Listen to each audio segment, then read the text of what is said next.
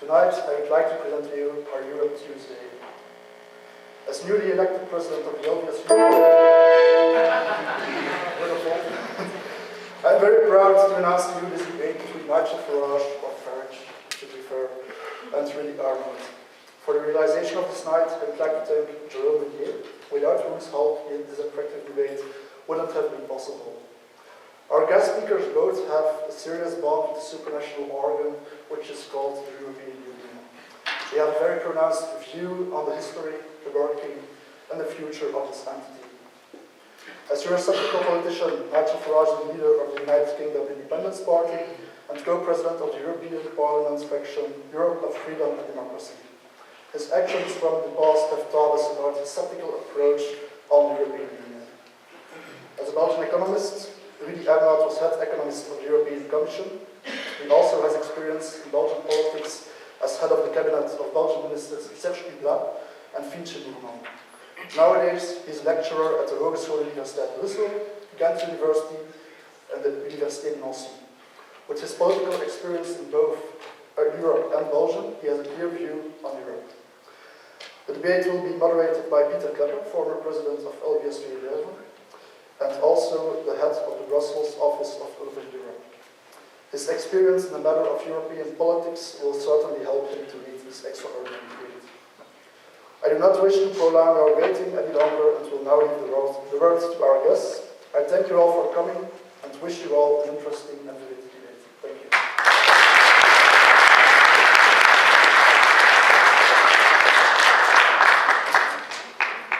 Thank you, and good evening, everyone.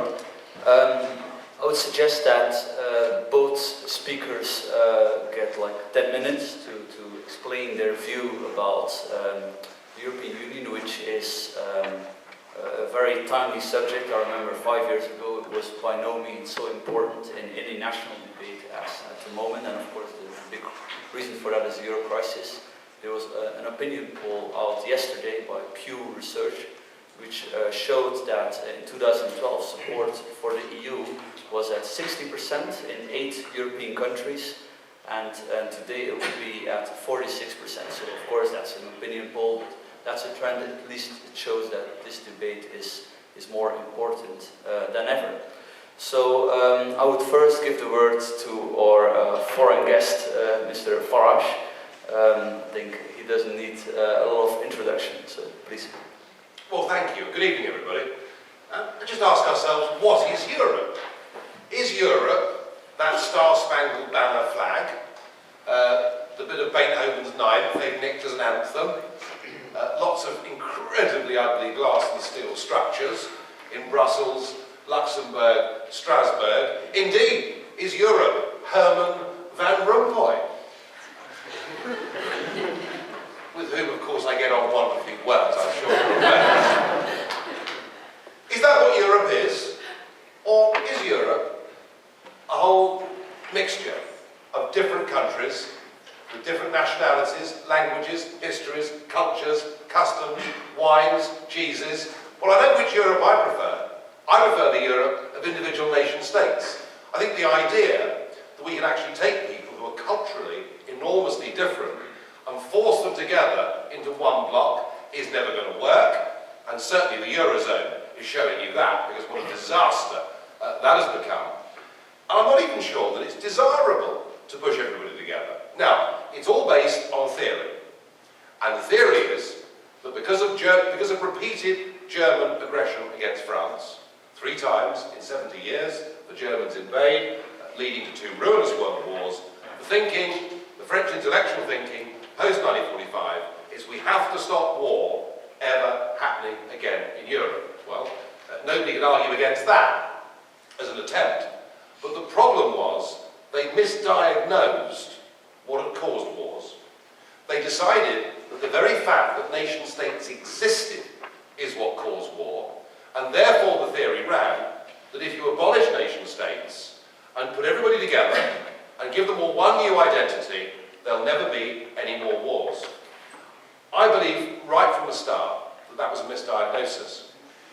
The problem wasn't that nation states existed. The problem was there was an absence of democracy in Germany, and then the second time around, Second World War, there was a collapse of democracy. Mature nation-state democracies never go to war with each other. So if we were really fostering peace in Europe after 1945, it would have been better to make sure we championed democracy rather than try to abolish nation-states, and try to do so through stealth. Nobody, literally nobody, across the whole of the European Union has ever voted in a free and fair referendum to abolish their nation-states and to surrender their national law to a new group of bodies. It's all been done slowly, carefully, through guile and deceit, until, of course, the early part of the last decade, when they decided they would come out of the closet and be open about what the EU really was, and they launched a constitutional convention, with Giscard at the head of it, and they produced a document which was put to some referendums around the place, and the French said no, and the Dutch said no, and I was involved in those campaigns, and I really thought we've managed to we've reformed it, we've changed the European Union, we've said we don't want a centralised model of government, we want something different, and I thought we'd achieved a great victory. Well, within a fortnight, they rebranded the Constitution as the Lisbon Treaty. They boasted openly that by calling it a treaty and not a constitution, it wouldn't need to be put to referendums. Although one country did have a referendum, and that was called Ireland. They voted no, and they were told, well, you can't behave like that. That's not good enough. You'll have to vote again. So, when you hear people saying that there is a democratic deficit that exists within the EU, and if we manage to eradicate that deficit, everybody will be happy with it, that again is a misdiagnosis. Actually, the European Union is fundamentally anti-democratic. It doesn't believe in democracy, and it's now very clear that in their efforts to hold together the Eurozone, they effectively want to abolish the last vestiges of national democracy, even taking away from nation-state parliaments and governments the ability to set their own budgets. And it won't work, ladies and gentlemen. The economics of it clearly don't work.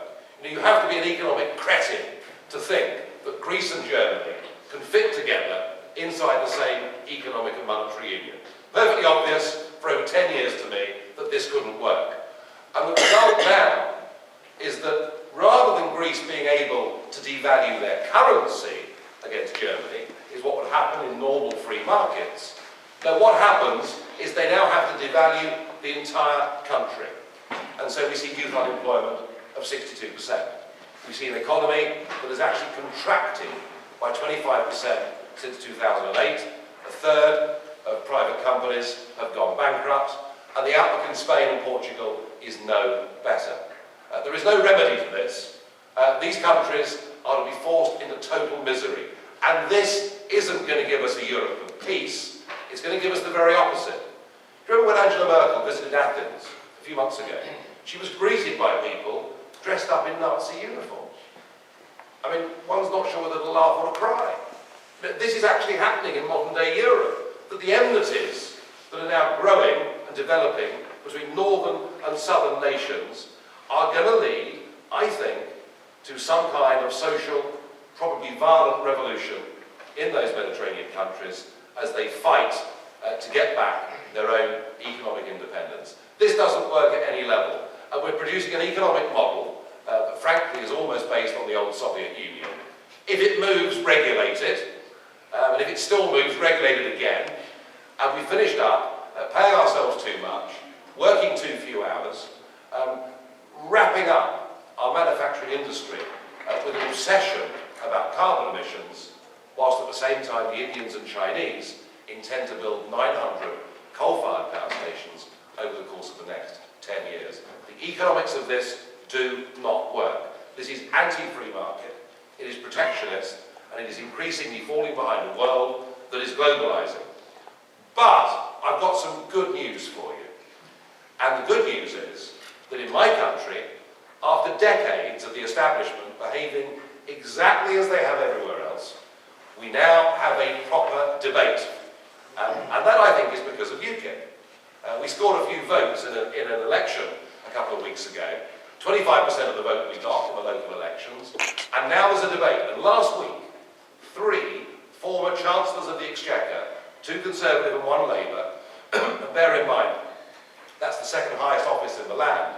3 of them last week came out and said that the economic costs of being part of the single market outweigh any benefit, and it's time the UK left the European Union.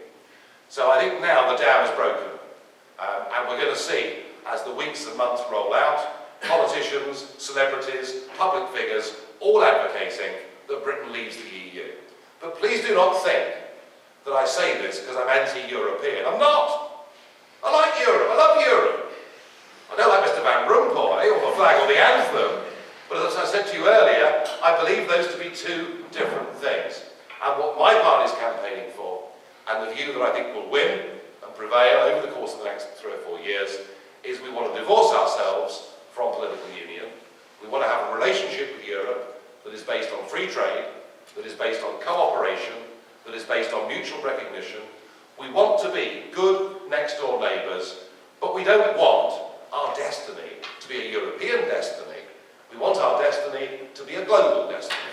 We're living in a global economy, and trapped inside Europe's customs union, we are prohibited from making our own trade deals with other parts of the world.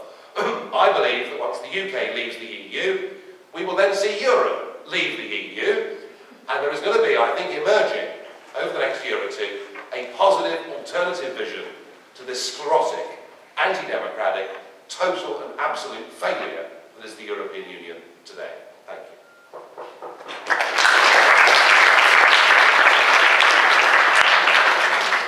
Thank you, Nigel. Rudy, I would like to give the word to you. You are also, just like Nigel, a staunch free marketeer, but I suspect you may have some different ideas about the European Union. Yes, thank you. And first of all, thank you for organizing this debate. It's always nice to debate, and I think debate is the basis of democracy. And that's almost the only point I agree with my opponent, or the rest I don't agree with him. So it's going to be a debate. Dank u aan jullie organisatie dat we de moed hebt om dat debat te organiseren. Merci à vous tous, parce que l'Europe c'est aussi parler plusieurs langues. The first thing about Europe is, and this my opponent is completely wrong in his first question, what is Europe? His definition, Europe is abolishing states. I'm sorry to explain you, Europe has nothing to do with abolishing states. Europe has to do with states working together. I would even go further. Europe is not about states. Europe is about people. And if I look to what, I know that you will not like the book Jean Monnet. He spoke about a community, not a community of nations, but a community of people. That's what Europe is about. Europe is about people living, not saying, "I'll be careful, there's some borders, I have to show my visa, I cannot do the studies abroad." Europe is the opposite. Europe is saying, let's people use this diversity. And I know diversity is a problem, but Nigel, for me it's not a problem. Diversity is a richness. It's nice. And even, I think a lot of Brits don't agree, because 7,000 young students from Brittany goes to do Erasmus every year. So apparently they like to live in Europe. They don't want to live in United Kingdom alone. So it's not about abolishing states, it's about making states work together. And that's the project which is called Europe. And I can understand that people say, we don't want that project. We don't want Van Rompuy because he's an idiot, and Barros is an idiot. I hope that he will call me an idiot as well. That is true, I accept that entirely. Yeah, but if this is the way you debate, sorry, this is not how you can debate something. I will not call you an idiot, although I think it. That's the difference. So if you look, I think you should be coherent. If you say, of course you must say you present, I do not want this European project. Then why do you come to the European Parliament? Then why do you come to take some taxpayers' money? If you don't like Europe, nobody obliges you to be in the project. The only thing we ask you is those who believe in the European project, let them do. That's all. And what is the European project? Again, it's about bringing people together with a certain method. What is the method? The method has nothing to do, again, with abolishing states. It's about a method which has been invented by the Pope, by the way. The Pope, he wrote an encyclic, and he said, if somebody gets ill here in the room, there should be a local priest to do it. Although in the VUB, I don't think we'll find one. If it is on a regional level, you have the bishop, and if it is on a new encyclic to write, it should be the Pope. And this encyclic we call the encyclic of subsidiarity. Subsidiarity means a principle that things you could do on the lowest level, if possible, if it is there still efficient. So Europe is not the one who wants all the power. Europe says we're going to do things at European level if we can demonstrate that things are better on European level. So it's not about abolishing member states, it's about saying what shall we do in Scotland, what should be done in Scotland, for instance, innovation policy. OECD says innovation policy should do it at a level of 5 to 7 million people. Let's do it on a regional level. What shall we do on national level, what you call then the nation states? Okay, we have to do something on national level. And are the things that we can do more efficient on a higher level, what you call a transnational or a supranational level. For instance, if you take the agreements of Kyoto, you cannot deal it on an efficient level, on local level. You have to put it on a higher level. So it's a method which is called subsidiarity, and due to this method you try to do things together. And that's what it is about. And now you can say, okay, Europe, there are a lot of things which are wrong. Yes, Europe is a process. Europe existing 60 years. And Europe has still a long way to go. But please, for those who want to let it go the way, let them do. And if you want to see some figures, well, there have been a lot of studies that Europe has some impact. You are laughing with the peace project. Well, most of you, even me, we didn't survive the war because we don't know that the war was. We could say since 60 years, the Germans and the French or the Brits, they are not fighting anymore. Now tell me, if you make a cost-benefit analysis, what is the value of peace in dollar or in sterling or in euro? You cannot put a price on that. So I think you should let people who have a project putting together strategic sector, doing together some policy. I think we must give it a chance. It's not perfect. It's a process, and if you want, I can give you some figures, economic figures, but I think that Europe is still a good project. Thank you.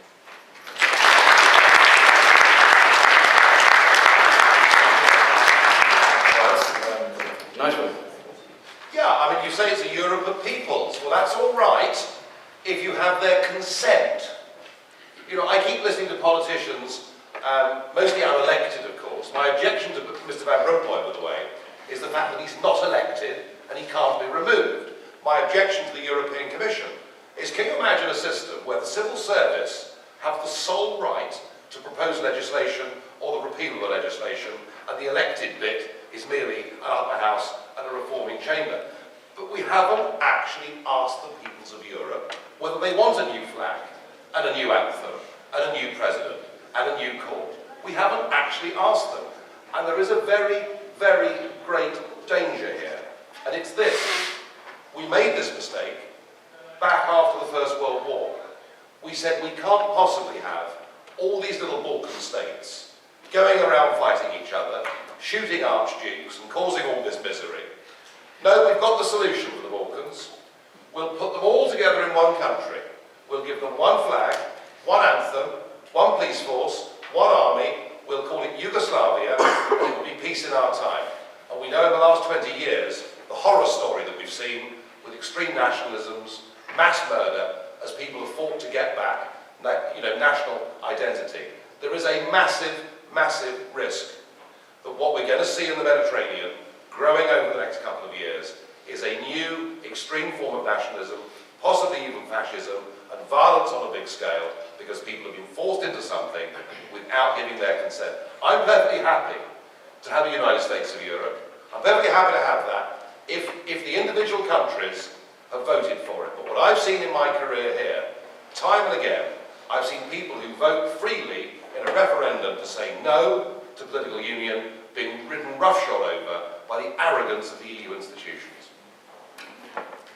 Really, you can't argue with this referendum issue. Like the EU has, on occasion, been ignoring. Is that one of the mistakes that in the EU project? I think people who are doing politics should listen to people. That's clear. You're there for the people and not the opposite. Now, secondly, saying that in Europe there's no democratic element is not true. Why should we not have, we have a parliament of how many? 750 persons? Without the ability to propose legislation. You have a co-decision power. You know it because you're there since so many years. You have a good decision power, so you can vote on things. You have been elected. And indeed, if you take Herman Van Rompuy, and I think it should be a good progress that the next president of the European Commission, of the European Union, should be elected directly. We all know that. But you must see that is something what you call a progress. You cannot make something from one day to another. The European Parliament until 1979 was not directly elected. Now it's directly elected. This is kind of progress. And yes, we should go further working on democracy, but you have to make democracy within Europe. And concerning the referendum, I think it's very dangerous on referendum if you organize a referendum on anything. For instance, if you say, yes, I know that this is something which you go for, but let's say, if I would say, let's make a referendum, shall we abolish the Belgian army? There's not much to abolish, but anyway. But, of course, you cannot put this to a referendum because there are a lot of things, geopolitical elements, which you're not an expert in everything. Yeah? If I ask you, can you use a kind of new products in the medicine, well, you should not do a referendum on that. So I think you should try to explain to people what it is about, but you should explain it in the way that you don't always say, because we do a referendum, and then we have the media, and we inform, and we disinform. I think you must know what you're going for. And you cannot only base yourself on a referendum to say, now let's stop the thing.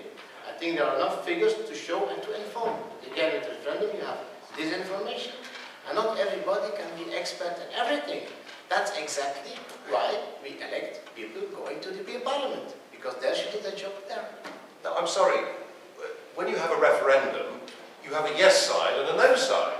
And you're saying that the other side is all disinformation. No. The point is that for major constitutional change, whether it's in a country, a company, a golf club, a referendum is the right approach when you're making major constitutional changes, because you take out, day-to-day party political concerns and you debate purely the issue. And the arrogance of the EU on this, I remember when the Irish voted no, we were there in the Parliament the next day, and Mr. Barroso said, the Irish didn't really vote no.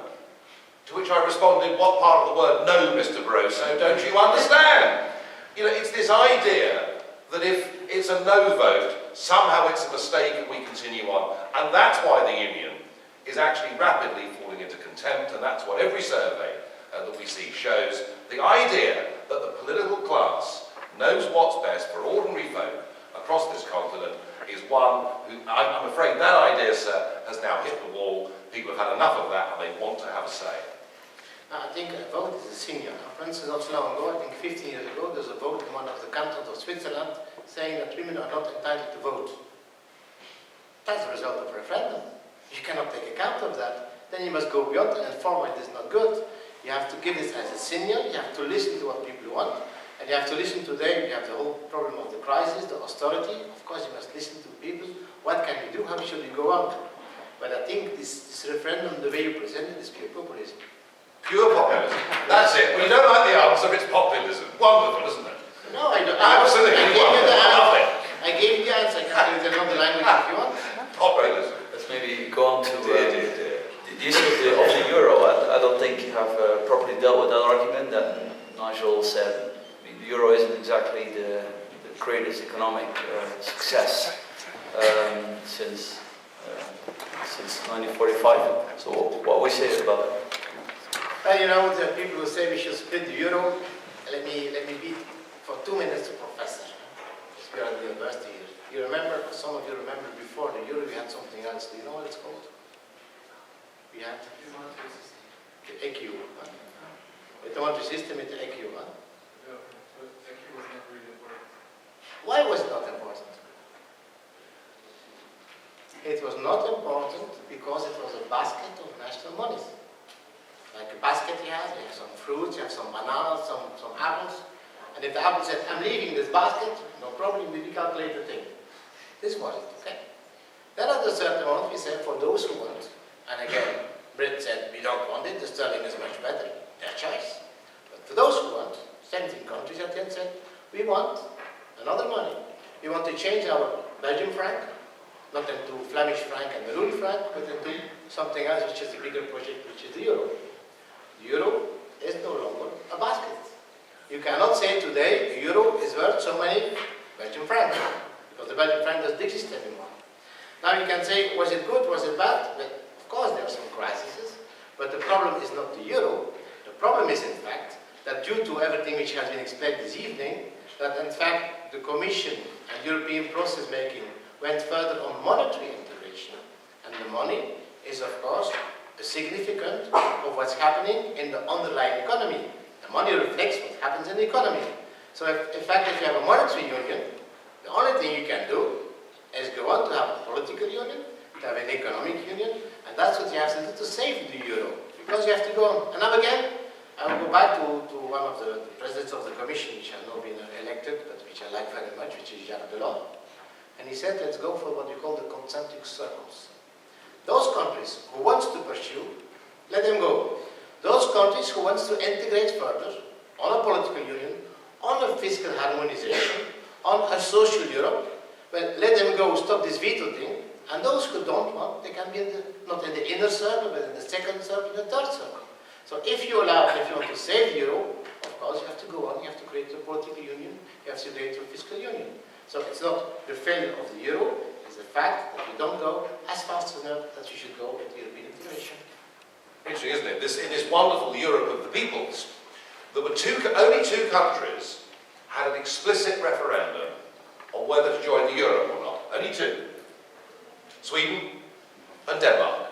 And guess what they both voted? They both voted no. And everybody knows that if the Germans had been asked about the euro, they would have said no, overwhelmingly. Probably the French would have said no.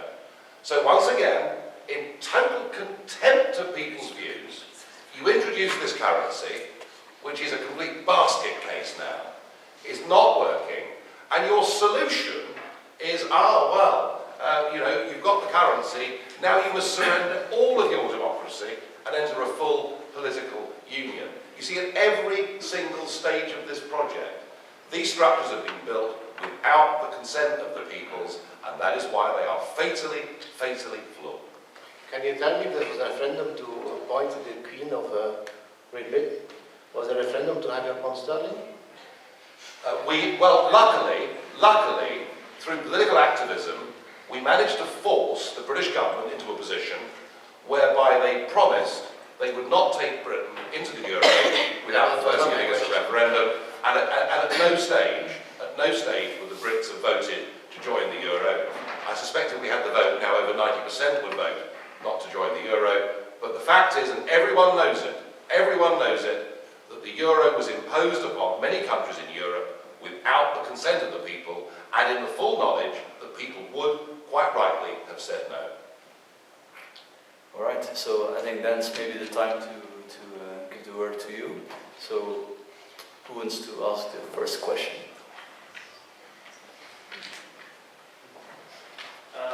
First question to Mr. Aernoudt. I want to talk about Turkey to join the European Union. At this moment in Holland, where I'm from, we have Mr. Frans Timmermans, who is from the Labour Party, and he's very much in favour of Turkey joining the European Union. I myself not so much, and I can actually vote him away. If there is someone in the European Union who's in favour of Turkey joining the European Union, or even Romania or Bulgaria, I cannot ever vote them away. Isn't this a bit undemocratic? Or if you say a referendum, it's not like, well, let's say democratic, it's populism. How do you explain this? If you go to Turkey, and I'm not going to take a position to Turkey because the member states, which apparently has not been abolished, the member states, they have to decide all together if there is a new member state. So if Turkey or any other country wants to join the European Union, any member state can put a veto. Member states, or ministers, or governments, are elected by the people. So you cannot say that this is not democracy. Well, 98% of Turkey, of course, isn't in Europe at all, it's in Asia. And the very fact that there are people who want a predominantly Asian country to join the European Union shows you the mentality. And Barroso admitted it. Last year, Barroso for the first time admitted that what we are building here is an empire. And that is the mentality that exists within these European institutions. And history shows us that when organisations get very hubristic become a dominant world power, they always collapse and fall to pieces. Question for Mr. Farage. You said you want to get out of the European Union, but I'm wondering how isn't the common market a good idea? I mean, just an economic union, like as it was before 1992? I can tell you that when the British had a referendum on this, we were deceitfully taken in to the common market without really manifesto pledges, which is classic of the professional political class.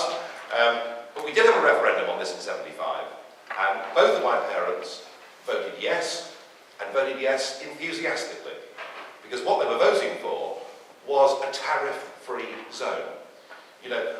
After the Wall Street crash, and then after World War II, tariffs on manufactured goods particularly, even between Western world countries, were often as high as 40%, 50%, textiles, motor cars, things like this. So the idea of having an enlarged free trade zone was something my parents, coming from a business family, both voted for, and indeed I would have voted yes in '75 for that very reason, because what they weren't told was that quietly, secretly, it was always meant to become something else. Do I think that a Europe that is based on free trade, do I think a British relationship with Europe that is based on the free movement of goods, capital and services makes sense?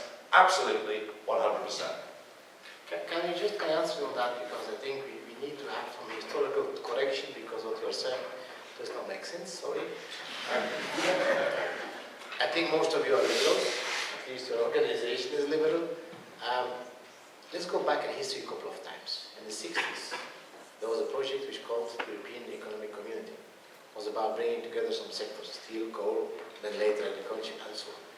This was the one club, which has to start 6 members. There was a second group, which is called EFTA, European Free Trade Association, led by Great Britain. The European Community was led by the French and the Germans. The two clubs coexisted. So there was some alike competition. I think you all hope that you like competition. The Free Trade Association, the EFTA, what happened? Most of the members joined the other club, including Great Britain. So this means that in practice, the European Free Trade Association did not work. Most of the members lost, and the European Community got a lot of members, became the European Union, has now 28 members in a couple of weeks, while the EFTA is almost dead. This is how the market works. And why is the EFTA dead? Because if you do free trade association, if you compete because you have abolished all tariffs and all non-tariffs, then at the same time you have to agree on a certain number of rules. If you abolish all tariffs, well, it's normal that you have a certain competition policy. If not, you cannot abolish the tariffs if you don't have a competition policy.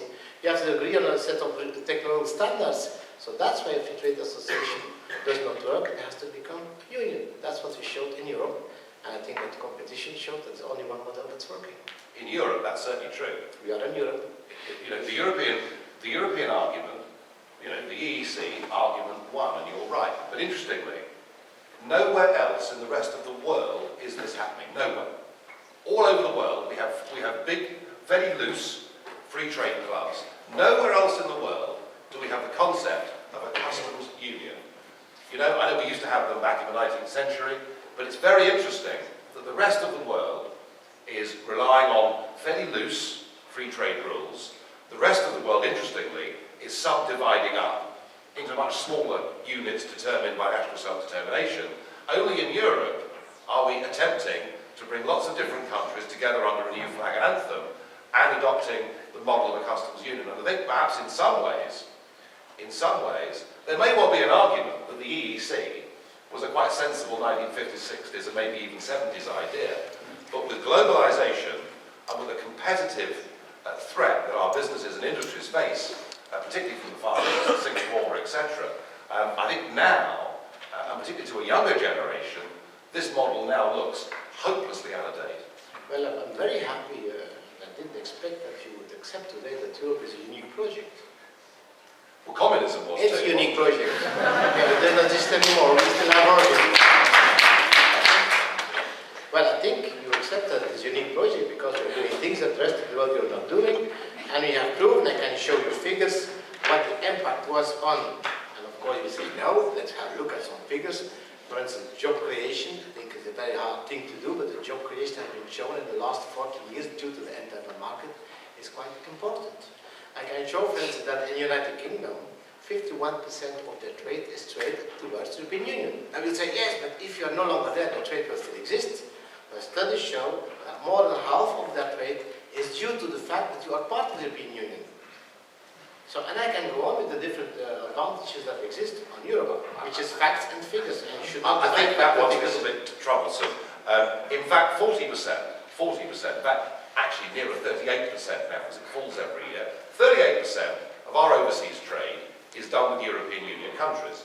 In a way, that's not very surprising, because they're our next-door neighbours, and there are nearly 500 million people living in Europe. And I'm not for a moment suggesting that I want to have a trade war with Europe, as I mentioned to the second question. I'm not. But what I am saying is that the European Union's share of global GDP is about 25% at the moment. And within 10 years, that'll be 15%. Within 20 years, it'll be less than 10%. And the point is that what the European Union does not allow member states to do is to face up to the competitive challenges of globalization. And it's why technologically, and certainly in manufacturing terms, the EU is now falling hopelessly behind the East. Well, I like figures, but perhaps not the same. Before the First World War, the biggest and the most richest region in the world was United Kingdom. The second one was Wallonie. This time is over. This time will never come back. If you split the European Union, or if you don't split, you'll never come back. And the only way that you can again gain is by working together. By making a market in a globalized world when you have to compete with China, with India, with the United States, the only way you can work is having countries working together. Countries having the same set of standards. Making at least what you call a very single market.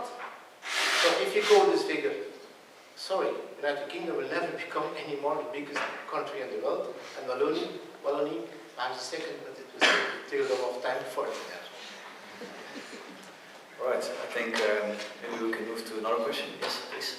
Yeah, I'm quite astonished, Mr. Aernoudt, because it's the year of the citizen and democracy is held in such a high esteem, and everything you say, when it comes down to reality, democracy is treated like a dead corpse. You just walk over it. And you have to speak with one voice, we have to move in one direction, we have to have standards. That's not democracy, and neither is lobbyism, which is occurring by large capital and large corporations in Brussels Center. And it even goes this far that if you have a small book with advertisements in Copenhagen, that the European Union decides about which people can receive that stupid little book.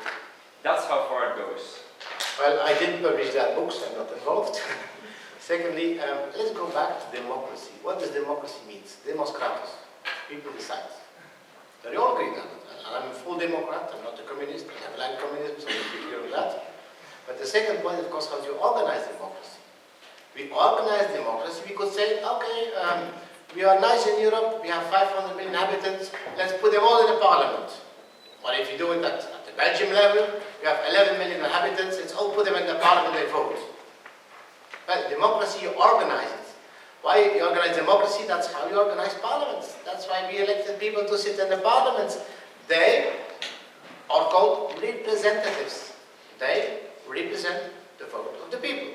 Okay, let's talk about something else. The maternity leave law, which was passed in the European Parliament, did not get through the European Commission. So a democratic organ decides on a law, it's passed with a majority, and then it gets stopped by the European Commission. Well, it's the Commission that proposes, the Parliament and the Council that decides. Might have been a resolution, this might have been a resolution by the Parliament that the Commission then didn't take up. It's not possible that the Commission proposes something. The Commission has no decision power. The Commission has only what they call the one initiative. They can propose something. And if there's co-decision, the Parliament and the Council decides. So what you're saying is not possible. But again, you have a democratic organ which has voted on a law and then it gets stopped. Whether it's by the Commission or by the Council. You have two decision powers. The one is the Council. The Council is composed of ministers. I hope that most of the ministers are elected by their people. Okay? The second, good-sided, is the Parliament. Parliament, over 700 people elected by that people. They have the decision power. The Commission has no decision power. Okay, now here we are, with an intelligent audience, with above average IQ. And it's even difficult to explain to you folks how this thing works. It is an overcomplicated bloody mess, and it will never become democratic. Do you know why? Because there is no such thing as a European demos. We do not feel European by identity. We just don't. And in fact, the evidence is we feel less European by identity than we actually did 40 or 50 years ago. And what we ought to do is to recognise that. We need to get rid of these horrible structures, and we need to be fighting and campaigning for a Europe of the future. A Europe of independent, sovereign, democratic nation states with free trade zones, with mutual recognition, with reciprocity on all sorts of ideas, and that's a Europe where the heads of government can sit round tables and come to agreements or choose not to come to agreements. And that, I think, is the big positive future for Europe. What we've got now has no respect, has never had any consent, and is clearly failing on every economic and democratic level. Now, I think this is the core of the discussion. You say we have no such a thing as Europeans. You are Brit. There is no European demos, I said. But demos, that's what you say. I myself, I feel Flemish. I feel a bit Belgian, too much. I feel European. You can have different identities. And that's exactly what it is about. It's not, I'm a nationalist, I'm English speaking, I drive on the left, I'm the best. No, that's not what it is. That's not.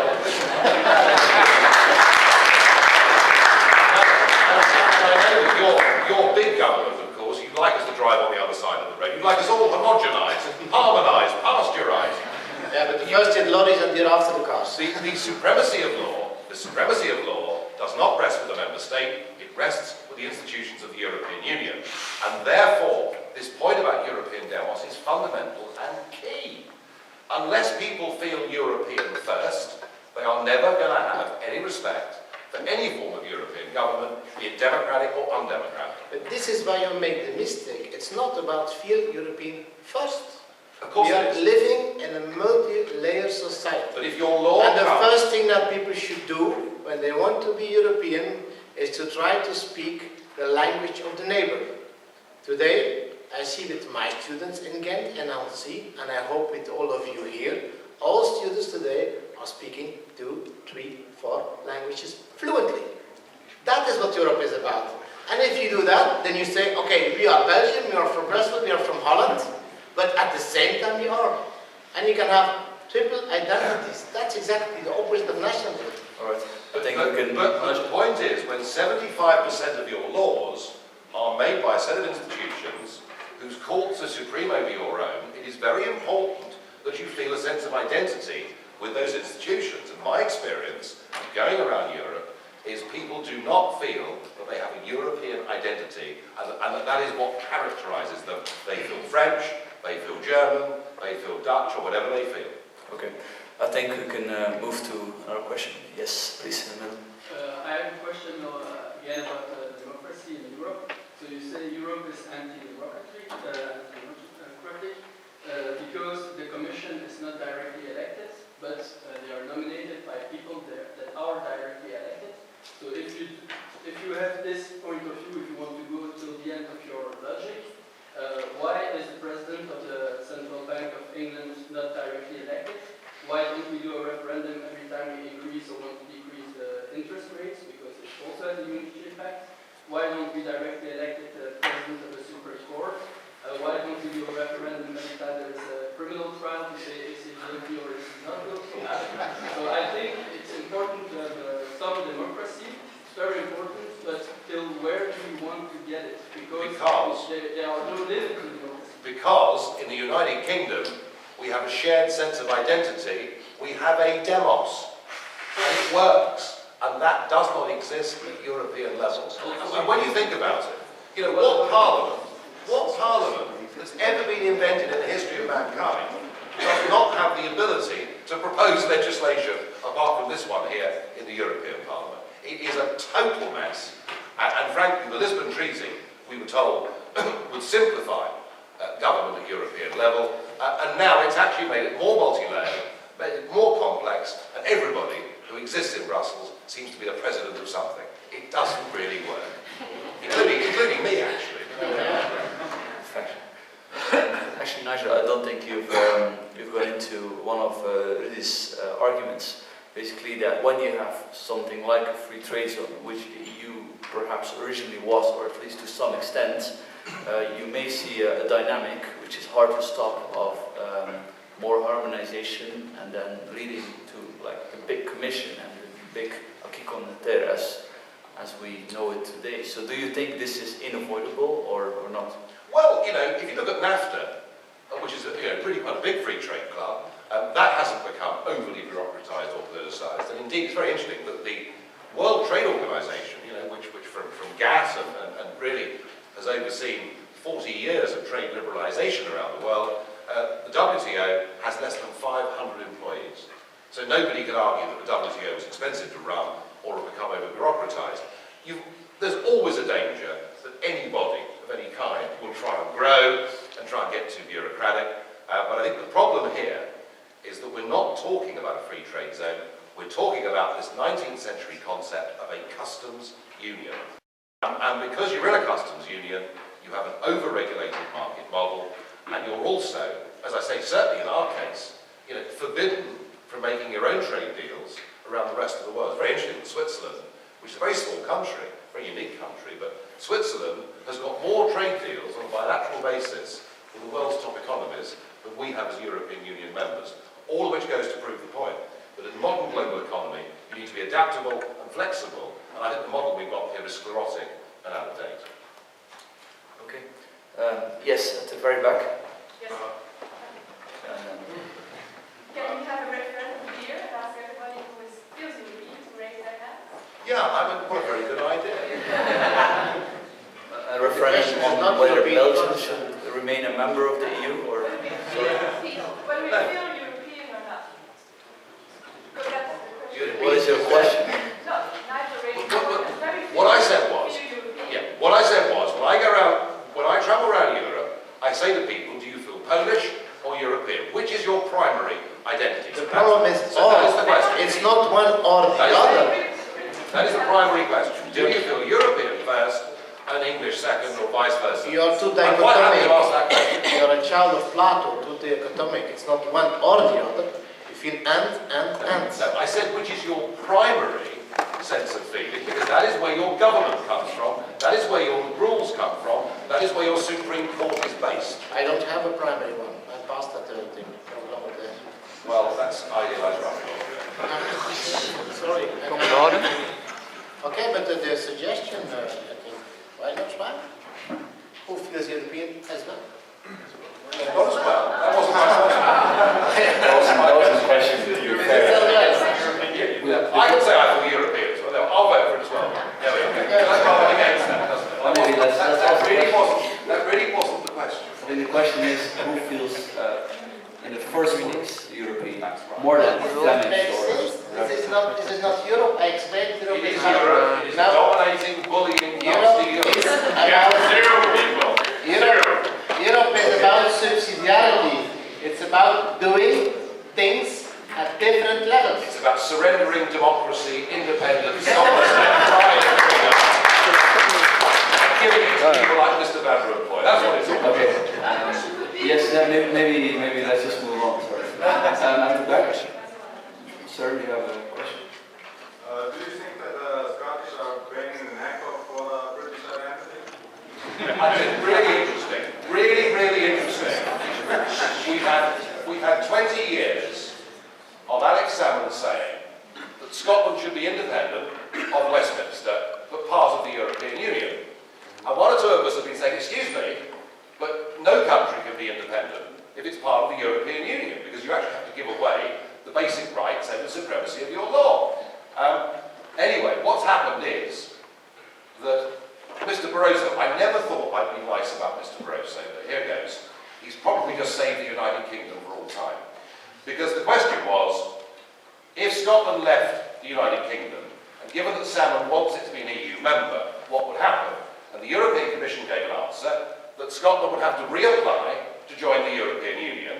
Fine. But that also meant signing a treaty that would commit Scotland in principle to joining the euro. And the Scottish people have said, no, thank you very much indeed. And support for Scottish independence is now less than 20%. So we're going to have a referendum on this in 2 years' time. I think the result is already a certainty. I think the United Kingdom will hold together, but I think the way the British, or the way the English in particular in Westminster, have handled devolution in the UK has been a disaster. You know, back in the 1880s, there was an Irish Home Rule Bill, which Gladstone put before Parliament. If we'd said to Ireland, you can have maximum autonomy, but still stay part of Great Britain as it then was, I think the Irish would have gone for it. We wouldn't have had the Civil War, we wouldn't have had the IRA, and we've made the same mistakes for Scotland. And my attitude is, I think a federal United Kingdom actually works, because we do have a primary identity of being British and a secondary identity of being English, Northern Irish, Welsh or Scottish. So that I think is the way forward. But Mr Barroso, as I say, by telling the Scots they have to commit to join the euro, has killed the debate in Scotland, and thank you to him. But I think, let me just answer on that, because it's very nice that you say that people feel Scottish and British, but we cannot feel Belgian and European. No, you can feel Belgian Yes, European. we feel Belgian, European and Flemish and Walloon, whatever. But the question And is, the second point is what is your primary identity? But why should I think in primary identity? Because that's who your rulers are. No. That's where the law is made. Basic of psychology is that we have a multiple identity. We can be at the same time,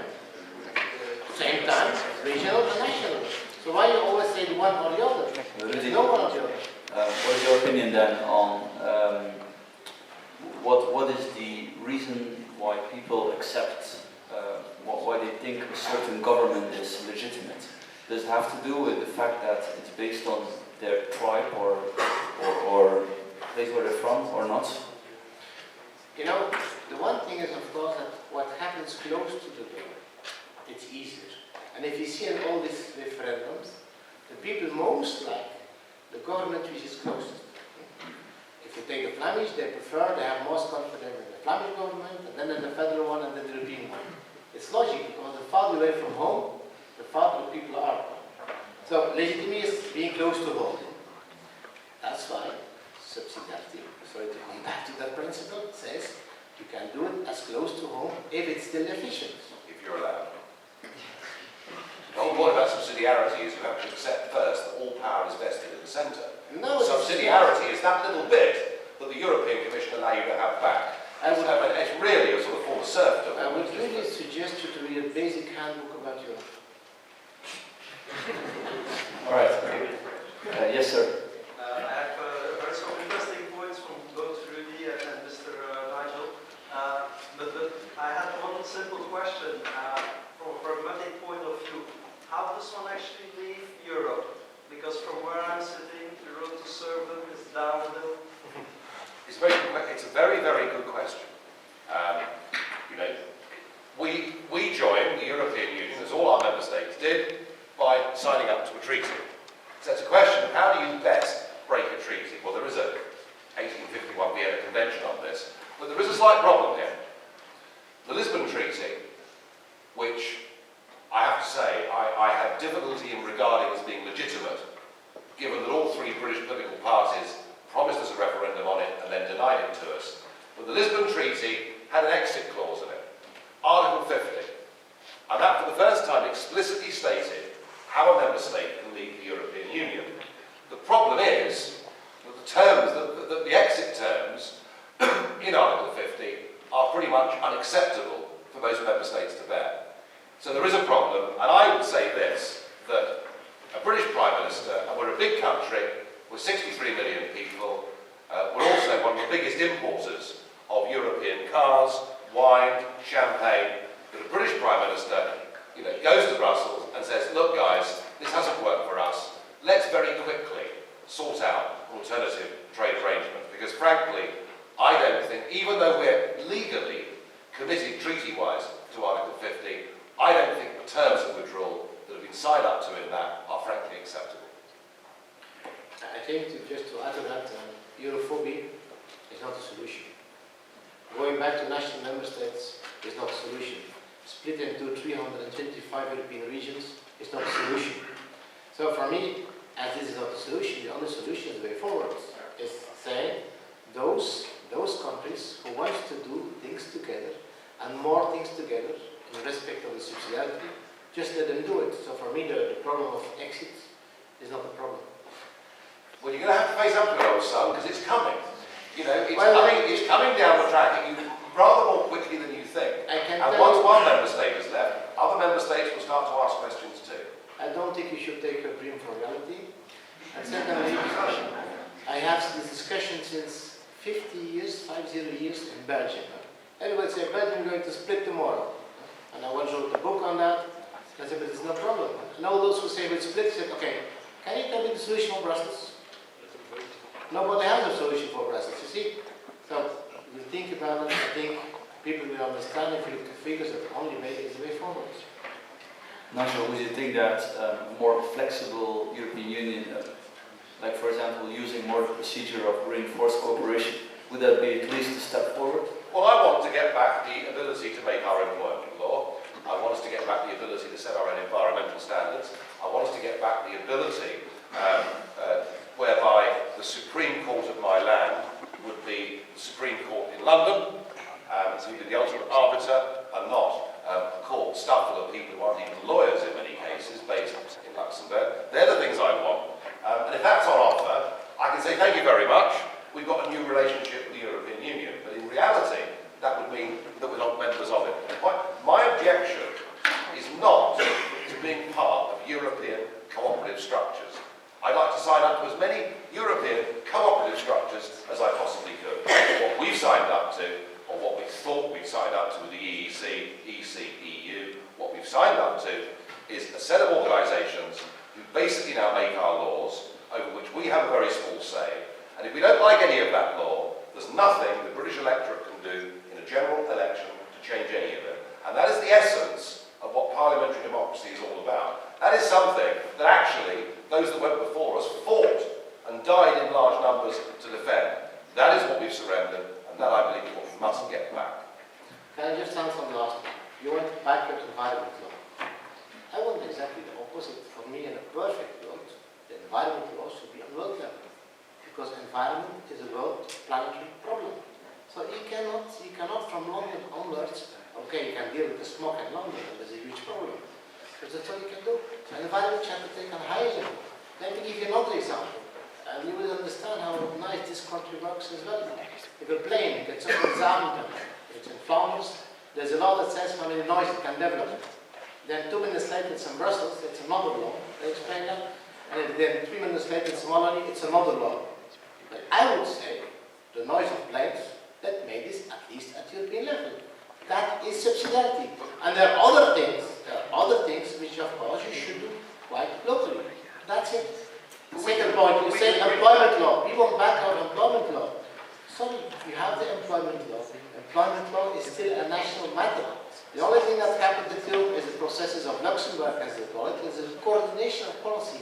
But the employment law is still a national or a regional law. Listen, I accept your point about aeroplanes flying over Europe. Completely fair point.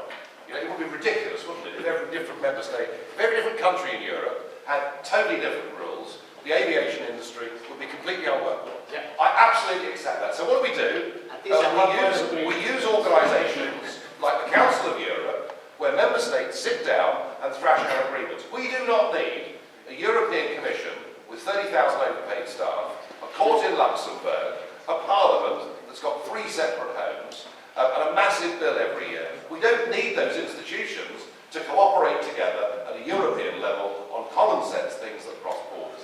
That is the point. Well, going this point, first, on the Bill of Europe, you are part of it. Secondly, as you speak about the council are the ministers. The council, it's your British minister who is there. He is there on top to decide, and he will decide together with the other ministers, and again, those ministers, I hope they're elected. But he has no veto. He has a veto on a lot of things, He has and a we veto have on to get almost off of nothing. the veto in 84 because the veto was one of the reasons why things did not work. Yeah, well, there you are. So things didn't work because we couldn't push European integration, so we abolished the veto. The point is, you cannot defend the national interest from a minority position without veto. You You can only regret that he did not put the veto against the abolishment of the veto. That's all he can do. Okay.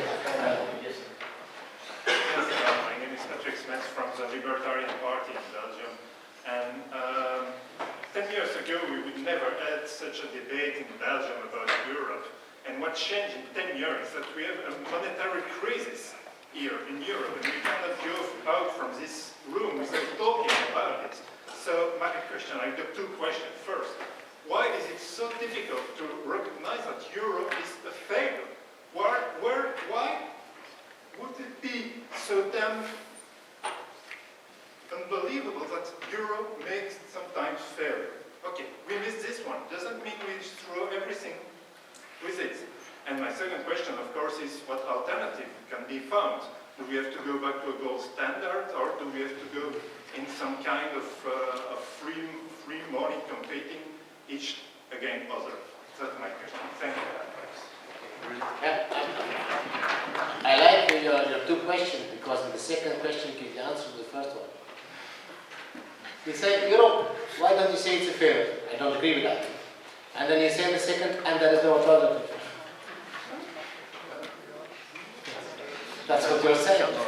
He asked, what is the alternative? It's a failure. What would be your alternative? I tell you that Europe is not the best possible solution, but there's nothing better. We got Churchill democracy. And if you look to Europe, I can give you some figures. Europe, for instance, between the euro, sorry, the question was about the euro. But the euro, again, as I tried to explain, that the euro is not something like a basket, it's a monetary union. And if you want the monetary union to work, you need some underlying conditions which are harmonized. So for me, again, the European Monetary Union should have been set up together with an economic union. And of course, what you have to do now is to go on with this economic union. What has to happen in Greece and Portugal and Spain for you to think it's a failure? You know, I mean, does unemployment have to be 100%? People have to be starving in the streets and dying. Would it be a failure there? What is happening? What is happening, sir, in the Mediterranean is a catastrophe, not just at an economic level, but at a social and a human level as well. And it has been a dramatic failure. And what's to happen? Well, there's no question. Those countries need to break free of the prison that is the Eurozone. If we were good Europeans, we would help them to do that. Longer term, your second question, is the answer to return to the gold standard? No. And I'll tell you why I say no. Because if you think about the gold standard, it was a forerunner of the euro in many ways. Because it pegged everybody to each other through the price of gold, and you finish up with countries who were undervalued or overvalued because they were stuck to the gold standard. I totally understand your sentiment of wanting to get Western governments back to sound money after the crazy printing processes that we've been through. But the great thing about currency rates between different countries is they act as a cushion, and they allow countries to trade and operate with each other according to how relatively well or badly they're doing at any moment in time. And all through history, governments have tried to fix currencies, pegs, snakes in tunnels, all this different terminology. Any student of economics here will know that all of them have a 100% record of failure, and the euro is just a rather bigger version of that. Well, again, I do not agree with your analysis of Greece and Portugal neither. What is the problem of Greece and Portugal? It's a twofold problem. One problem is budgets, public budget spending. Well, then again, if you have an economic union, you have much more budget coordination and budget control. From Europe, this is the price to pay to be part of the monetary union. Secondly, a big part of the crisis has been created through the bank system. The bank system, what was the problem of the bank system? Take in Belgium, take Fortis. You have Fortis, which was a world player, which was controlled by CFBA, the Bank Commission of Brussels. How can you think that a local bank supervision system can control the international player? What is the solution? To have your supervision at the same level. So what is needed is budget coordination and European supervision on the banking systems. That's what you need, and that's what failed. So again, I propose this, just set these things up now. Do you accept the premise that Greece is in a currency that is overvalued by probably 50% for where she would be if she had her own currency? Do you accept that? It's a question to me? question to you is, do you accept? Do you accept Greece is a currency that is probably overvalued by about 50% from where she would be if she had her own currency? This is a completely irrelevant question. No, it isn't. I will tell you why. Let me explain you why at least. It's irrelevant because... Irrelevant? I will tell you why. Just try 1 minute of patience, please. Before we had the euro, what happened? If a country, like take just an innocent example, Italy. When Italy had some problems, instead of taking structural measures, they said, let's devaluate the lira. And every year, 2 or 3 times, there was a devaluation of the lira. This is what we call a monetary policy using the exchange rate. Exactly. If you go into monetary union, it means that you do no longer accept devaluation or evaluation of the Deutsche Mark as a monetary policy. This is what you lose by going into monetary union. There's one money and you don't use it. This means if you have difficulties, you have to take structural measures. So this means in Greece, the problem is not the level of the euro, it's the structural measures that they had to take on the public service, on corruption, on budget control. So it's a relevant It's going to cause a civil war, isn't it? Right. Because what you said earlier on was they have to accept that their economy needs to be managed. And what that means to the Greeks, it means the Germans effectively taking over their lives again, and they are not going to accept it. And as a result of that, we have a neo-Nazi party. And I'm not using that as a pejorative term. They describe themselves as a neo-Nazi party that is now third in the polls and rising. If we don't, it's back to the previous question, if we don't break up the Eurozone for those Mediterranean countries, we're headed for disaster. Now you are criticizing democracy. I'm criticising your attempt to steal democracy from the Greeks and to give it to a set of institutions that are beyond their democratic control and where the perception is that it's the Germans that basically dominate the policy. I don't steal democracy. The only thing I might steal, I don't use the word of course, I won't accept it, is the fact they use the money to reevaluate and devaluate. They say you need a structural policy for the economy. It's not about the money, and indeed, if you create a monetary union, you accept no longer having this instrument. That's it. It's not the difference. Yeah, sure. Yeah, I was wondering, how can you, I heard your story about your parents, and you know, when they went to the referendum, they voted, and apparently they were misinformed as well. And that kind of made me wonder about your earlier statement as well, about the referenda, how we should accept them now as being the primary outing of democracy. And people cannot possibly be misinformed if they say no. It's just because they know perfectly well all the sides of the story and not the people in the parliament that were there elected working on it day and night. I mean, there was already a reference to Churchill saying that democracy is not perfect, but it's probably the best system so far. So I was wondering that the system we have now, how is this? I mean, of course, you can improve it, but how is it wrong? How are we wrong on our way to a unified Europe and a Europe that can be democratic in an even more perfect way, even in your point of view? I think one big thing has changed. I think my parents were partially misinformed, but actually the other thing that's happened is the EU itself has changed. It has changed over the course of 40 years. So what my parents said, even forget the misinformation, what my parents said yes to is now a very different proposal to the one that was put to them. But I'll tell you what I do feel about democracy, and particularly about referendums. I don't think it's going to be possible now for a political class in any country to hold a referendum and to deliberately misinform the public. The internet has changed the way we receive our opinions and form our opinions. It's why the Chinese government are so terrified of it. And I think the internet is a great force for democratization. It means the big newspaper barons, the TV channels, do not have the ability to change the way that you think. And so I think that is a very, very fundamental change. Second part of your question, look, we can have a United States of Europe. We can give Mr. Van Rompuy a uniform. I don't mind. We can do any of those things. But we cannot and we should not, and it's bloody dangerous to do those things, without the consent of the people. And that consent didn't exist for creating the Eurozone, and it most certainly does not exist for the kinds of changes that are going on within the EU at the moment.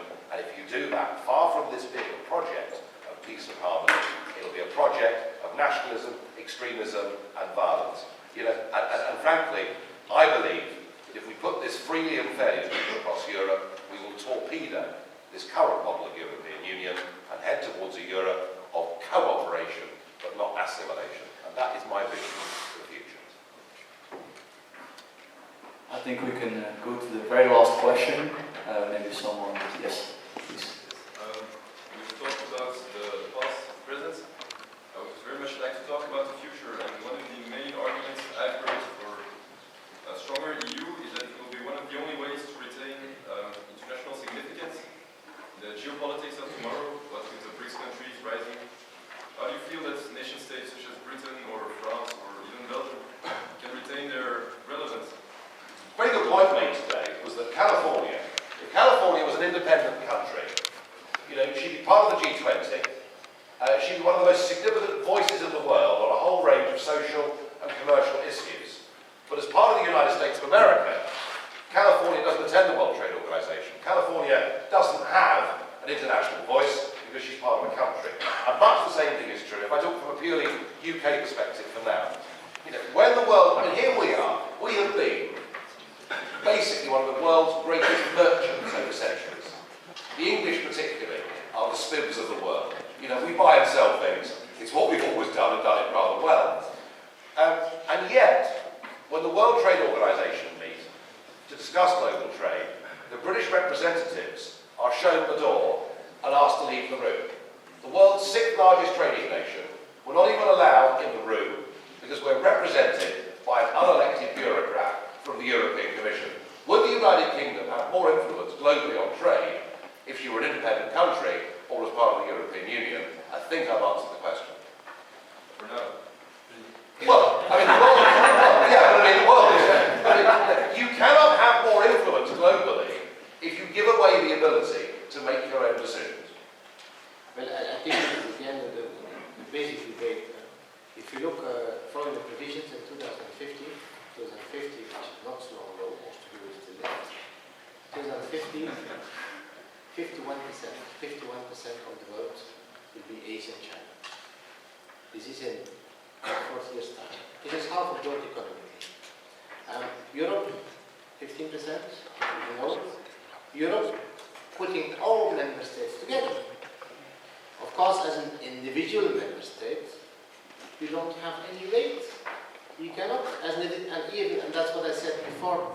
I think United Kingdom, Belgium, they should realize that they have been important 100 years ago, and I'm purely speaking on economic terms, I'm not speaking about the people, but that the weight of a country like Belgium, like United Kingdom, like France, is very tiny. And the only way to have some power, some negotiating power at world level, is to go together with Europe. And so again, for me, when Europe is united, if you put the people together, it does not mean that we all should have the same European identity and speak the same language. It means that we come together to have one power, one negotiation power on international trade.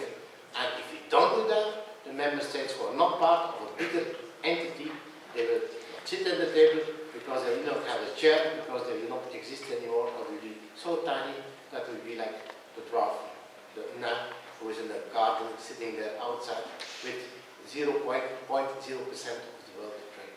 That's it. And that's reality. These are facts and figures. So for me, the only way forward is to work closely together.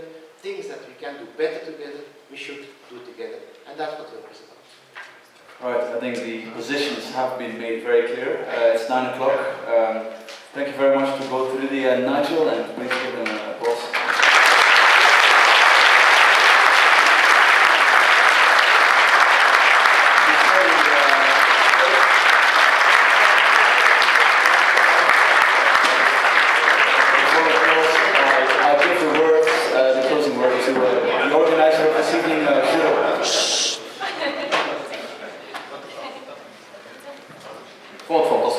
Fantastisch debat.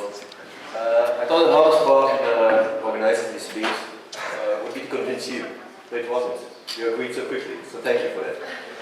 Nee, het moeilijkste was eigenlijk om iemand te vinden die tegen Nigel Farage zou durven debatteren. Ik heb eigenlijk heel veel mensen gebeld eigenlijk, maar niemand wou of niemand durfde eigenlijk. Dus ik dacht toen aan mijn goede vriend Rudy Aernoudt te vragen. The last choice. En ja, uiteraard heeft onmiddellijk ja gezegd, dus Rudy, jij hebt bedankt.